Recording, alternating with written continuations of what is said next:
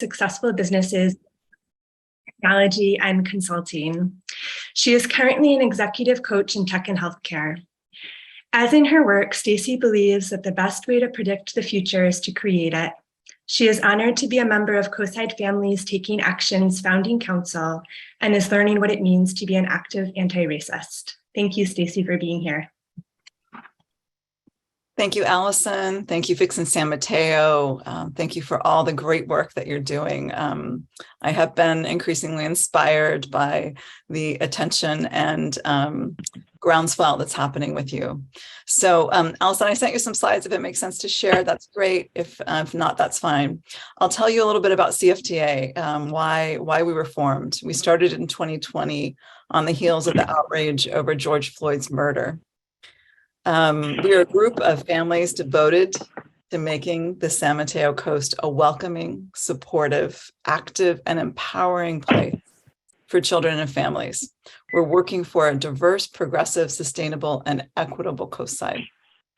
And who are we? Like I said, we're a group of over 230 families, mostly with children largely under the age of 5. So we're a bit of a ragtag, passionate group, primarily focused at the local level on what we can do to move our vision forward. And in alignment with our mission is our vision, which is a coastside where differences are celebrated and all people feel welcome, supported, and empowered to be active in this community. We want our children to be civically engaged and learn their responsibility to make the world a better place. We hope to be examples of that for our whole community. So I thought I'd share some of the things we've accomplished so far. As I said, we started in June of 2020, initially focused on amplifying public safety front and center to our city council here in the town of Half Moon Bay. They had started some efforts, but we really wanted to lend our voice to the importance of this. We, as some of you might know, are about 33% Latino here in our community.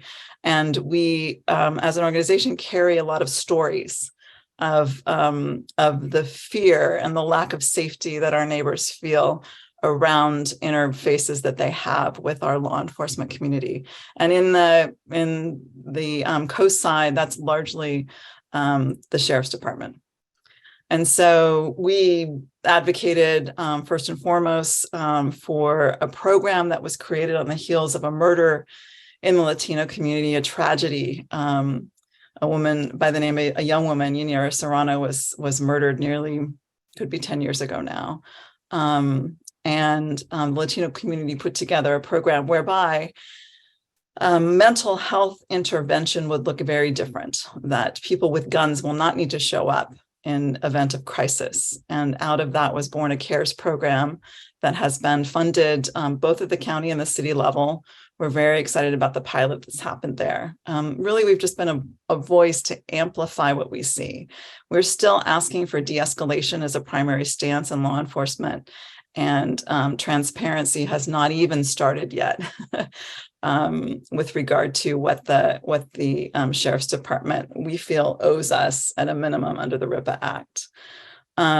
We've had various levels of success with our current Sheriff's Office, who in the past has held himself accountable to no one. So we have shifted our focus to look at our elected officials and align our values. We have a very robust endorsement process, and we look at the values that these candidates put forward, in particular in the areas of anti-racism, allyship, as you see here, human rights, education, environment, housing, law enforcement, and public health. This effort that we've put forward is very robust. The 6 subcommittees that we have in Coastside Families Taking Action generates our own questions, and then that gets tallied together. Candidates receive these questionnaires. And we've actually published this questionnaire in the hopes that other organizations would replicate what it is that we've done here on the coastside. Some of the things that we've done through this activism is really support and help elect our first Latino city council member, Joaquin Jimenez, who some of you might know. He brings an absolutely crucial voice and energy to our community. He's got so many terrific ideas that are really gaining a groundswell here.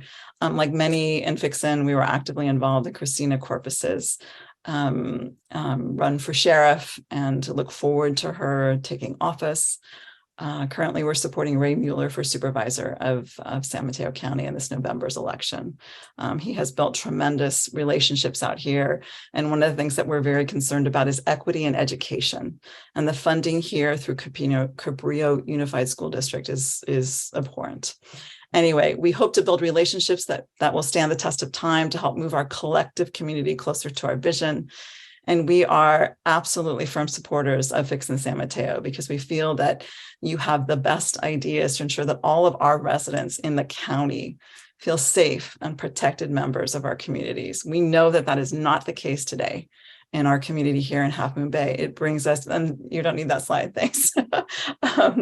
That brings us to this connection with you. We hope that through this oversight, we help create a community, a county where differences are celebrated and all people feel welcome, supported, and empowered to be active in our community.